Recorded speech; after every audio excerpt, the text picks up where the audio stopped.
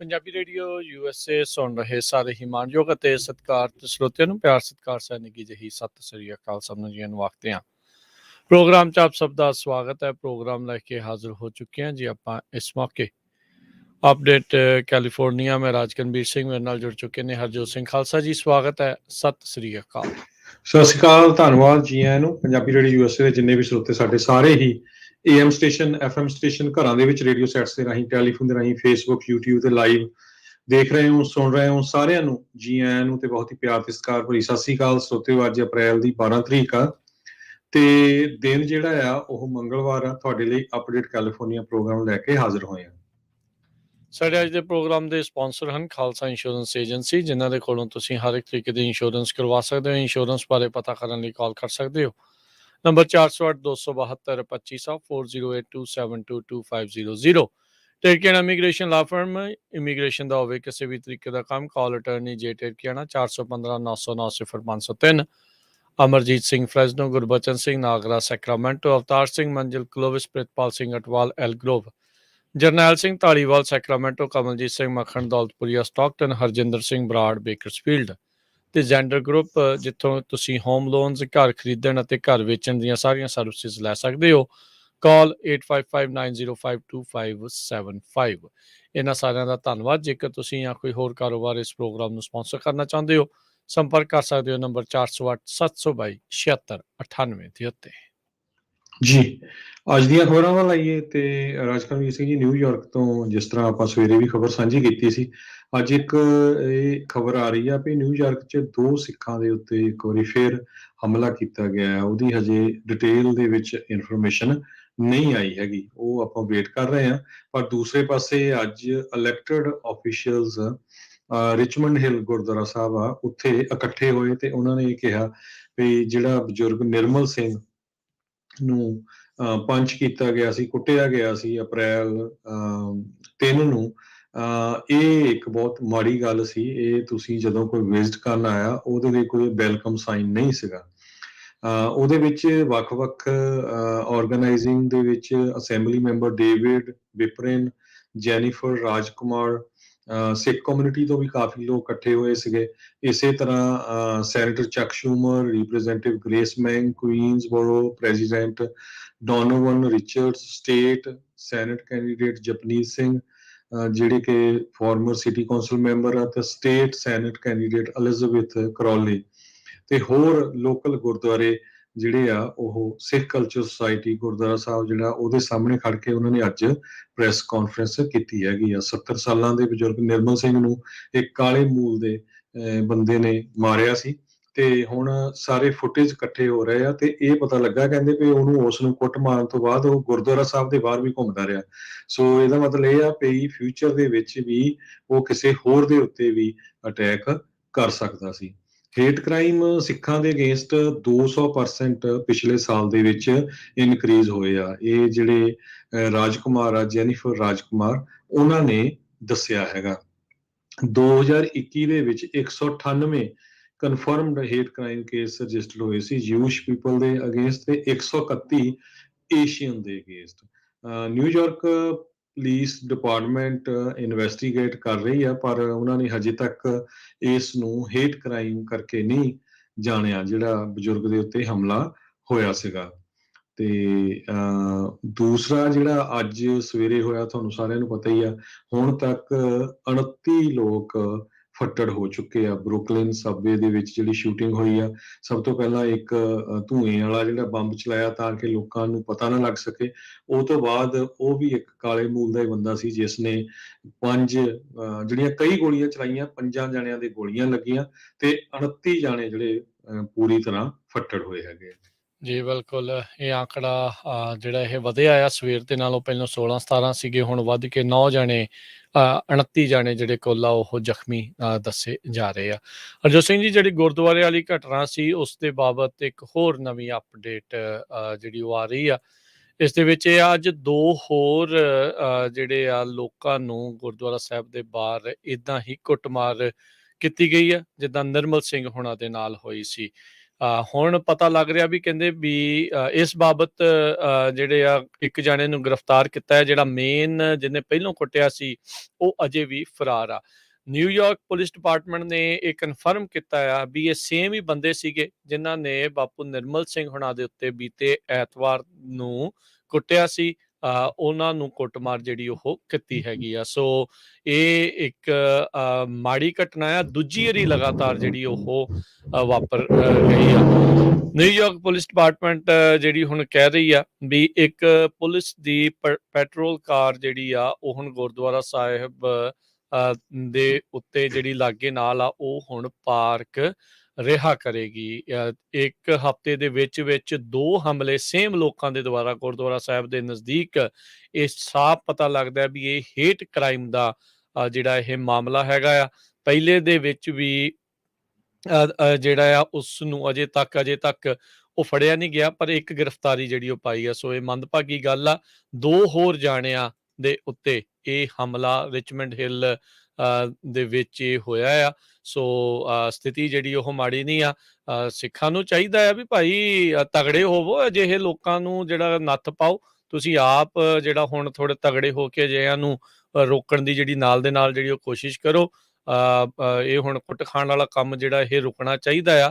Police ਤਾਂ ਚਲੋ ਜਿਹੜੀ ਮਦਦ ਕਰੂਗੀ, ਤੁਹਾਨੂੰ ਆਪ ਵੀ ਜਿਹੜੀ ਆਪਣੀ ਮਦਦ ਕਰਨ ਦੇ ਲਈ ਜਿਹੜਾ ਉਹ ਹੁਣ ਲੈਸ ਹੋਣ ਦੀ ਜ਼ਰੂਰਤ ਆ। ਇਹ ਇਕੱਲਾ ਨਿਊਯਾਰਕ ਹੀ ਨਹੀਂ, ਇਹ ਕਿਤੇ ਵੀ ਹੋ ਸਕਦਾ ਹੈ। ਸੋ ਆਪਣੇ ਵੱਲੋਂ ਬੰਦੇ ਨੂੰ ਹਰ ਇੱਕ ਨੂੰ ਤਿਆਰੀ ਜਿਹੜੀ ਉਹ ਰੱਖਣੀ ਚਾਹੀਦੀ ਆ।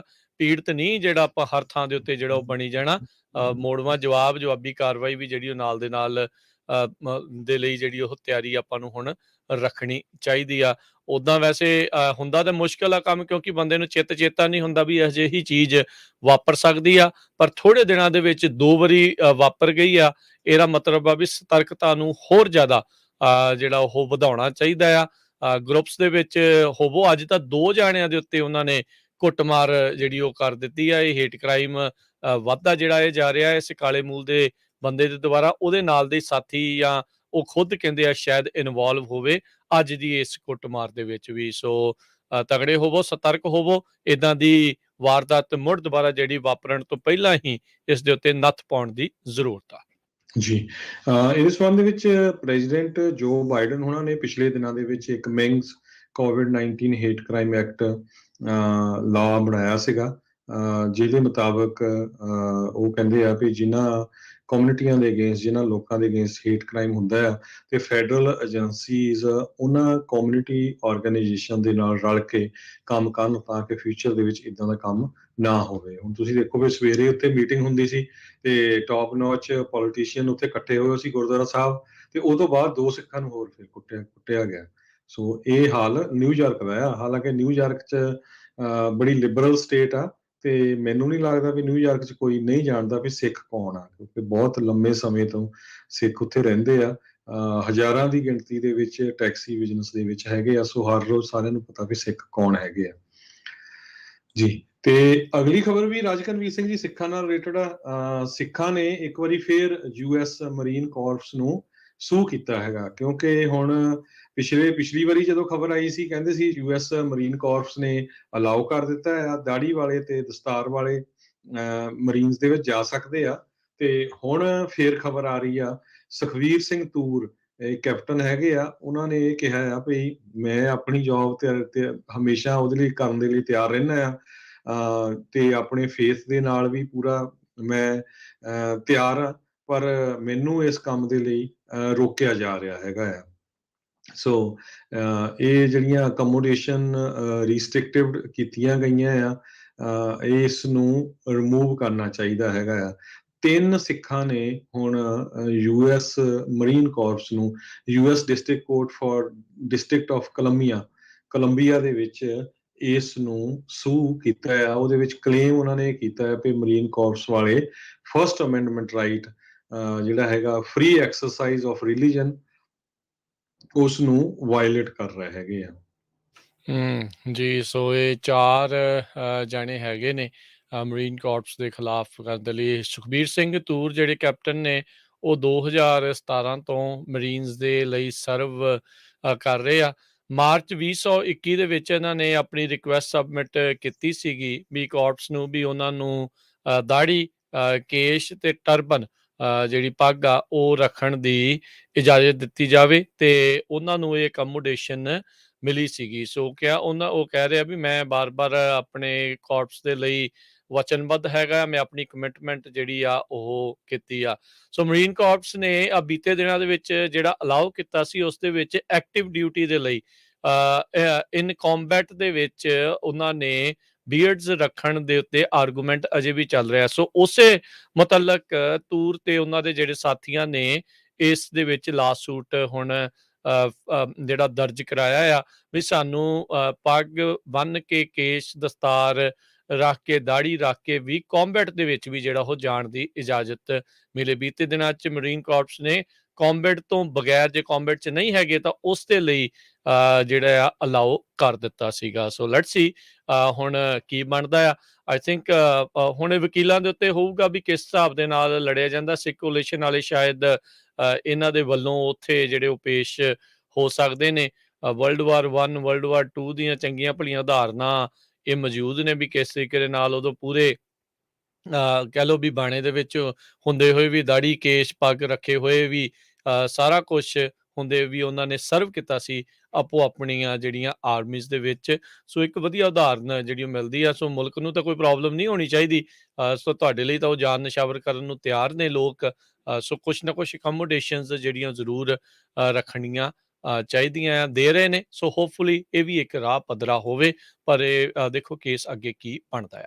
ਸੁਖਵੀਰ ਸਿੰਘ ਤੂਰ ਤੋਂ ਬਿਨਾਂ 3 ਹੋਰ, ਜਸਕੀਰਤ ਸਿੰਘ, ਆਕਾਸ਼ ਸਿੰਘ ਤੇ ਮਿਲਾਪ ਸਿੰਘ ਚਾਹਲ, ਤਿੰਨਾਂ ਨੇ ਜਿਹੜਾ ਆ ਇਹ ਲਾਸੂਟ ਫਾਈਲ ਕੀਤਾ ਆ ਤੇ ਤਿੰਨਾਂ ਨੇ 2021 ਦੇ ਵਿੱਚ ਰਿਲੀਜੀਅਸ ਅਕਮੋਡੇਸ਼ਨ ਦੇ ਲਈ ਅਪਲਾਈ ਕੀਤਾ ਸੀ।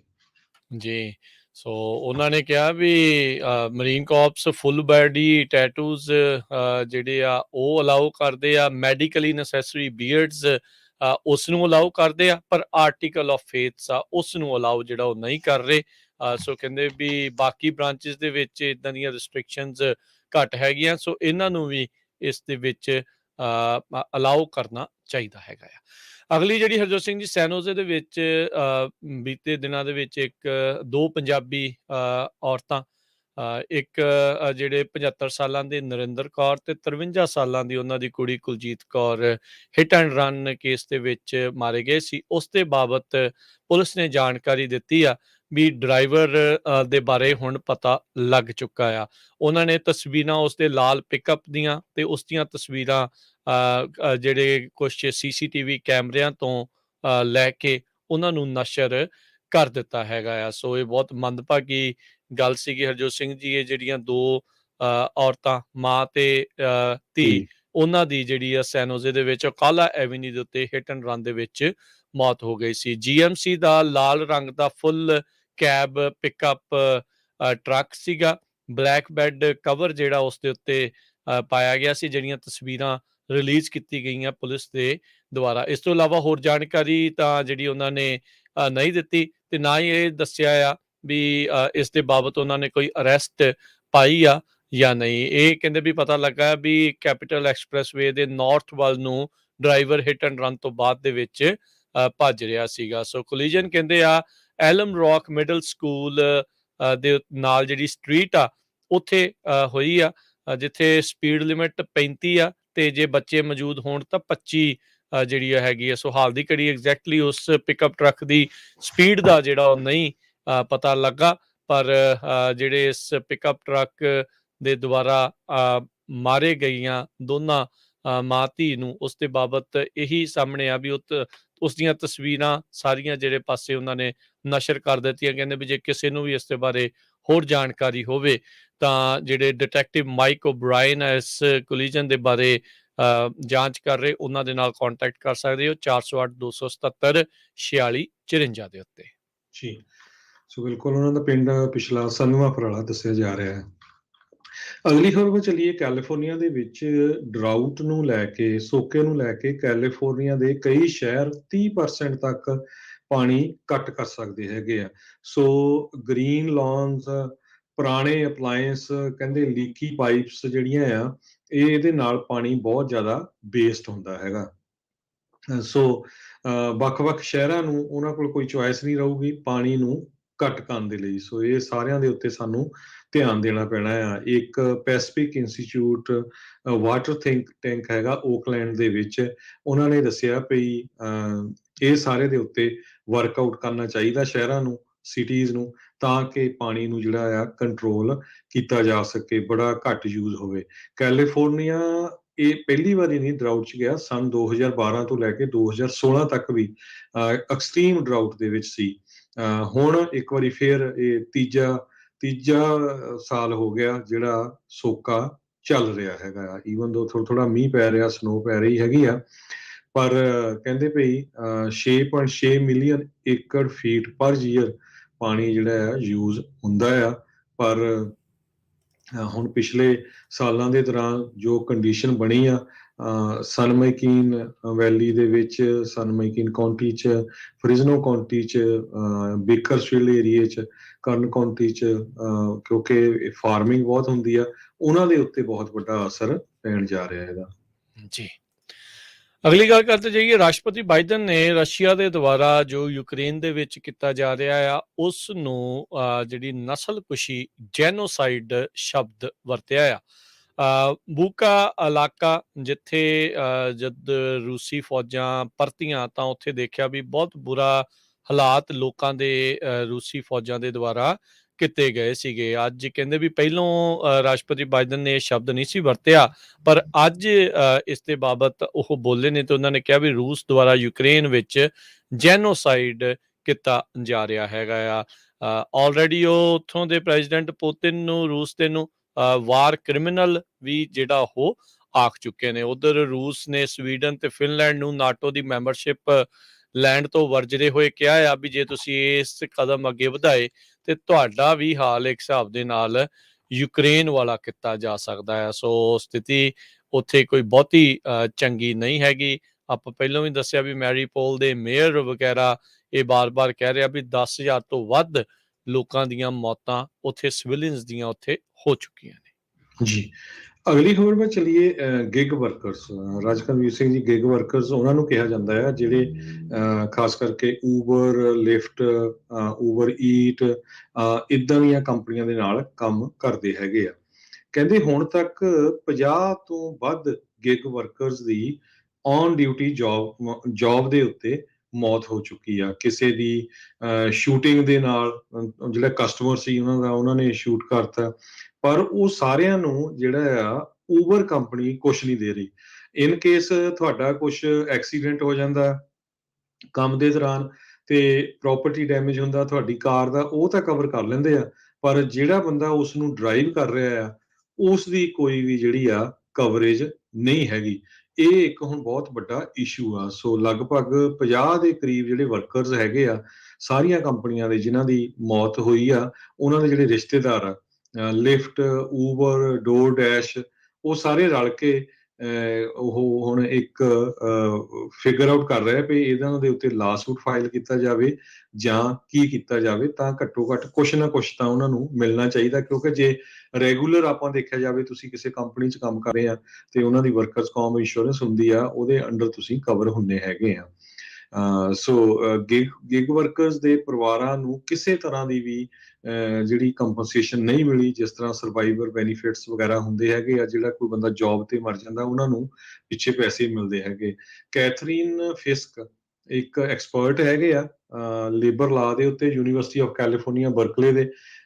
ਉਹਨਾਂ ਨੇ ਕਿਹਾ ਵੀ ਜਿਹੜੇ ਗਿਗ ਵਰਕਰਸ ਫੈਮਲੀਜ਼ ਆ ਉਹਨਾਂ ਦੇ ਕੋਲ ਇੱਦਾਂ ਦਾ ਕੁਛ ਸਿਸਟਮ ਦੇ ਵਿੱਚ ਹੈ ਹੀ ਨਹੀਂ ਜਿਹੜਾ ਰੋਂਗਫੁਲ ਡੈਥ ਲਾਸੂਟ ਦਾ, ਜਿੱਥੋਂ ਉਹ ਆਪਣੇ ਪੈਸੇ ਕਲੈਕਟ ਕਰ ਸਕਣ। ਇਸ ਦੇ ਉੱਤੇ ਅੱਜ NPR ਨੇ ਬਹੁਤ ਵੱਡੀ ਜਿਹੜੀ ਆ ਰਿਪੋਰਟ ਜਾਰੀ ਕੀਤੀ ਆ ਵੀ ਇਹ ਜਿਹੜੇ ਵਰਕਰਸ ਆ ਇਹਨਾਂ ਦੇ ਉੱਤੇ ਵੀ ਕੁਛ ਨਾ ਕੁਛ ਇਹਨਾਂ ਨੂੰ ਜਿਹੜੀ ਕਵਰੇਜ ਆ ਉਹ ਮਿਲਣੀ ਚਾਹੀਦੀ। ਆਫਟਰ ਆਲ ਤਾਂ ਉਹ ਕੰਮ ਦੇ ਉੱਤੇ ਹੀ ਹੈਗੇ ਨਾ ਉਸ ਵੇਲੇ। ਹਰਜੋਤ ਸਿੰਘ ਜੀ, ਲੋਕ ਬੜੇ ਭੋਲੇ ਆ, ਭੁੱਲ ਜਾਂਦੇ ਆ। ਉਦੋਂ ਲੋਕਾਂ ਨੇ ਬੜਾ ਰੌਲਾ ਪਾਇਆ ਵੀ ਭਾਈ ਉਹ ਜਿਹੜੀ ਪ੍ਰੋਪੋਜੀਸ਼ਨ ਲਿਆ ਰਹੇ ਆ ਤੁਹਾਨੂੰ ਗਿਗ ਵਰਕਰ ਬਣਾ ਕੇ ਰੱਖਣ ਦੀ, ਇੰਪਲੋਈ ਨਾ ਬਣਾ ਕੇ ਰੱਖਣ ਦੀ, ਉਹਦੇ ਵਿੱਚ ਕੰਪਨੀ ਨੂੰ ਫਾਇਦਾ ਆ। ਪਰ ਉਹਨਾਂ ਦੀਆਂ ਗੱਲਾਂ ਦੇ ਵਿੱਚ ਆ ਕੇ $200-300 ਮਿਲੀਅਨ ਉਹਨਾਂ ਨੇ ਸਪੈਂਡ ਕੀਤਾ ਸੀ ਉਹ ਪ੍ਰੋਪੋਜੀਸ਼ਨ ਪਾਸ ਕਰਾਉਣ ਦੇ ਲਈ। ਤੇ ਹੁਣ ਫਿਰ ਅੱਖਾਂ 'ਚ ਘਸੁੰਨ ਦੇ ਕੇ ਕਈ ਜਣੇ ਰੋ ਰਹੇ ਆ, ਯਾਰ ਸਾਡੇ ਨਾਲ ਤਾਂ ਹੁਣ ਧੱਕਾ ਜਿਹੜਾ ਹੋ ਰਿਹਾ। ਬੜੇ ਉਹਨਾਂ ਨੇ ਕਹਿ ਲਓ ਵੀ ਸਬਜ਼ ਬਾਗ ਦਿਖਾਏ ਸੀਗੇ, ਨਹੀਂ ਜੀ ਤੁਹਾਨੂੰ ਸਾਹ ਲੈਣ ਦਾ ਮੌਕਾ ਹੋਊਗਾ, ਏਦਾਂ ਆ, ਤੁਹਾਨੂੰ ਵਧੀਆ ਬੈਨੀਫਿਟ ਵੀ ਮਿਲਣਗੇ, ਸਾਰਾ ਕੁਛ ਆ। ਪਰ ਉਹ ਸਭ ਧਰਿਆ ਧਰਾਇਆ ਜਿਹੜਾ ਉਹ ਕਿਤੇ ਨਾ ਕਿਤੇ ਰਹਿ ਗਿਆ ਆ। ਤੇ ਹੁਣ ਦੇਖੋ ਨੁਕਸਾਨ ਜਿਹੜਾ ਹੋ ਗਿਆ ਆ। ਇੱਕ ਟਾਈਮ ਦੇ ਉੱਤੇ ਉਬਰ ਨੇ ਟੈਕਸੀ ਬਿਜ਼ਨਸ ਪੂਰੀ ਤਰ੍ਹਾਂ ਜਿਹੜਾ ਉਹ ਖਤਮ ਕਰ ਦਿੱਤਾ। ਬਹੁਤ ਸਾਰੇ ਜਿਹੜੇ ਟੈਕਸੀ ਵਾਲੇ ਸੀ ਉਹਨਾਂ ਨੇ ਬੜੀਆਂ ਆਪਣੀਆਂ ਐਪਸ ਬਣਾਉਣ ਦੀ ਕੋਸ਼ਿਸ਼ ਕੀਤੀ, ਬਣਾਈਆਂ ਵੀ, ਪਰ ਬਹੁਤੀਆਂ ਜਿਹੜੀਆਂ ਉਹ ਨਹੀਂ ਚੱਲ ਸਕੀਆਂ ਉਬਰ ਲਿਫਟ ਦੇ ਜਿਹੜੇ ਉਹ ਮੁਕਾਬਲੇ।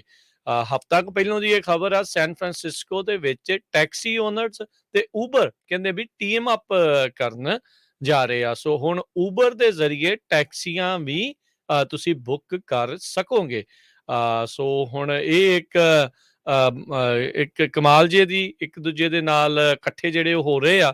ਪਰ ਜਿਹੜੇ ਸੈਨ ਫਰਾਂਸਿਸਕੋ ਦੇ ਟੈਕਸੀ ਵਰਕਰ ਅਲਾਇੰਸ ਦੇ ਮਾਰਕ ਗਰੂਬਰਗ ਆ, ਉਹ ਕਹਿੰਦੇ ਆ ਵੀ ਇਹ ਇੰਨਾ ਵਧੀਆ ਸੁਣਨ ਨੂੰ ਜਿੰਨਾ ਲੱਗਦਾ ਹੈ ਓਡੀ ਗੱਲ ਹੈ ਨਹੀਂ ਆ। ਉਬਰ ਦਾ ਕਹਿੰਦੇ ਵੀ ਟਰਸਟ ਬਹੁਤ ਮਾੜਾ ਹੈਗਾ, ਟੈਰੀਬਲ ਟਰੈਕ ਰੈਕਡ ਆਫ ਟਰਸਟ ਜਿਹੜਾ ਉਹ ਦੇਖਿਆ ਜਾਂਦਾ ਹੈਗਾ। ਸੋ ਹੁਣ ਦੇਖੋ ਕੀ ਇਸ ਦੇ ਵਿੱਚ ਬਣਦਾ ਹੈ। ਪਰ ਉਬਰ ਵਾਲੇ ਕਹਿ ਰਹੇ ਆ ਵੀ ਹੁਣ ਤੁਸੀਂ ਟੈਕਸੀਆਂ ਵੀ ਉੱਥੋਂ ਤੁਸੀਂ ਹਾਇਰ ਕਰ ਸਕਦੇ ਆ ਸੈਨ ਫਰਾਂਸਿਸਕੋ ਤੋਂ, ਉਹਨਾਂ ਦੀ ਐਪ ਦੇ ਹੀ ਜ਼ਰੀਏ। ਜੀ ਬਿਲਕੁਲ, ਸਾਡਾ ਖਬਰਾਂ ਦਾ ਸਮਾਂ ਵੀ ਸਮਾਪਤੀ ਆ ਤੇ ਆਪਾਂ ਸਟਾਕ ਮਾਰਕੀਟ ਦੀ ਵੀ ਗੱਲ ਕਰਨੀ ਆ ਤੇ ਇਕਨੋਮੀ ਦੀ ਜੇ ਗੱਲ ਕਰਦੇ ਜਾਈਏ, ਜਿਮ ਕਰੈਮਰ ਜਿਹੜੇ ਐਕਸਪਰਟ ਹੈਗੇ ਸਟਾਕ ਮਾਰਕੀਟ ਦੇ ਉੱਤੇ ਬਹੁਤ ਸਾਲਾਂ ਤੋਂ, ਉਹ ਟੀਵੀ ਹੋਸਟ ਆ CNBC ਦੇ, ਉਹਨਾਂ ਨੇ ਇਹ ਕਿਹਾ ਆ ਵੀ ਕੈਸ਼ ਆਪਣੇ ਹੱਥ ਦੇ ਵਿੱਚ ਰੱਖੋ। ਜਦੋਂ ਮਾਰਕੀਟ ਸੈਟਲ ਹੁੰਦੀ ਆ ਉਸ ਤੋਂ ਬਾਅਦ ਫਿਰ ਤੁਹਾਨੂੰ ਕੁਛ ਨਾ ਕੁਛ ਖਰੀਦਣਾ ਚਾਹੀਦਾ। ਪਰ ਅੱਜ ਉਹਨਾਂ ਨੂੰ ਇਹ ਕਹਿਣਾ ਪਿਆ ਵੀ ਹਾਂ ਜਿਹੜੀ ਮਾਰਕੀਟ ਆ ਉਹਦੇ ਵਿੱਚ ਬਹੁਤ ਕਰੈਕਸ਼ਨ ਹੋ ਰਹੀ ਆ ਜਾਂ ਹੋਣ ਜਾ ਰਹੀ ਆ। ਜਿਹੜੇ ਨਵੇਂ ਫਿਗਰਸ ਆਏ ਹੈਗੇ ਆ ਇਨਫਲੇਸ਼ਨ ਦੇ 8.5% ਸ਼ੋ ਹੋਈ ਆ। ਜਿਸ ਤਰ੍ਹਾਂ ਸਵੇਰੇ ਵੀ ਆਪਾਂ ਖਬਰਾਂ 'ਚ ਦੱਸਿਆ ਸੀ 1981 ਤੋਂ ਬਾਅਦ ਇੰਨੀ ਇਨਫਲੇਸ਼ਨ ਵਧੀ ਹੈਗੀ ਆ। ਅੱਜ ਡਾਓ ਜੋਨ ਇੰਡਸਟਰੀਅਲ ਵੀ ਕਾਫੀ ਡਾਊਨ ਗਿਆ ਹੈਗਾ।